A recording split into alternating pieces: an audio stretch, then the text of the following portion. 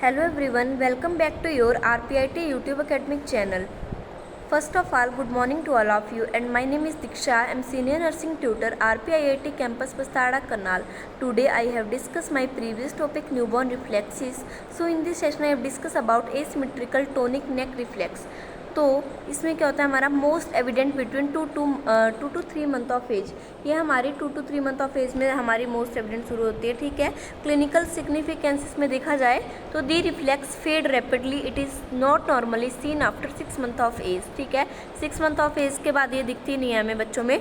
Persistent, it is the most frequently observe abnormality of the infantile reflex in infant with the neurological lesion. अगर किसी बच्चे को neuro से related कोई भी प्रॉब्लम है, लीजन है, सिस्ट है, तो ये उन बच्चों में नहीं होती, ऑब्जर्व नहीं की जाती है। ग्रेटली डिस्टर्ब डेवलपमेंट, ठीक है, और ये समटाइम अगर ना हो तो ये डिस्टर्ब करती है हमारी ग्रोथ एंड डेवलपमेंट को। देन सिमेट्रिक टोनिक नेक रिफ्लेक्स देखा जा रहा है ना, पिक्चर में देखे जाओ साथ साथ में, उससे आपको प्रॉपरली अंडरस्टैंड करने में ईजी हो जाएगा। तो इसमें क्या है, एक्सटेंशन ऑफ हेड, इसमें बच्चा ऐसे करता है सिटिंग पोजीशन में थोड़ा सा वो करके एक्सटेंशन करेगा हेड को। ठीक है, cows extension of the four limbs, देखो फोर लिम्स की भी एक्सटेंशन की हुई है बच्चे ने, and flexion of the limbs, hind limbs की फ्लेक्शन है। ठीक है, तो एविडेंट बिटवीन 2 to 3 मंथ में बच्चा करना स्टार्ट कर देता है। क्लिनिकल सिग्निफिकेंस की बात की जाए तो not normally easy seen in the elicited in normal infant. ठीक है, then it may seen in the exerted from in many children with cerebral palsy. ठीक है, सेरेब्रल पैल्सी वाला बच्चा ये मोस्ट ऑफ ये कॉमन होती है उनमें।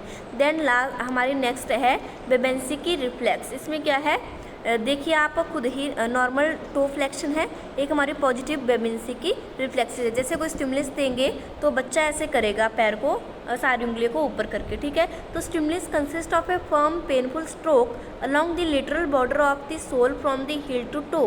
Response consists of movement, flexion or extension of the big toe and sometime movement, fanning of the other toe.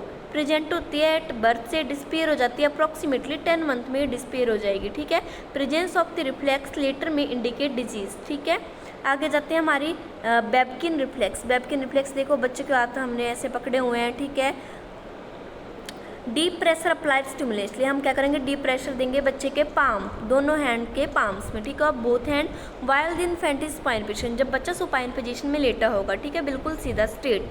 स्टिमुलेस is follow by flexion और forward being of the head, opening of the mouth and closing of the eye, fade rapidly and normally can not be elected after 4 month of the age. ठीक है, Babkin reflex, clinical significance क्या रहेंगे हमारे Babkin reflex के, reflex can be demonstrate in the newborn the slowing a hand mouth neurological link even a early stage.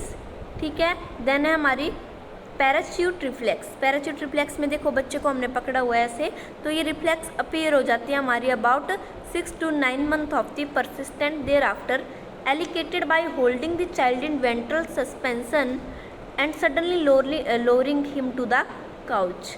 ठीक है, arm extend a defensive reaction.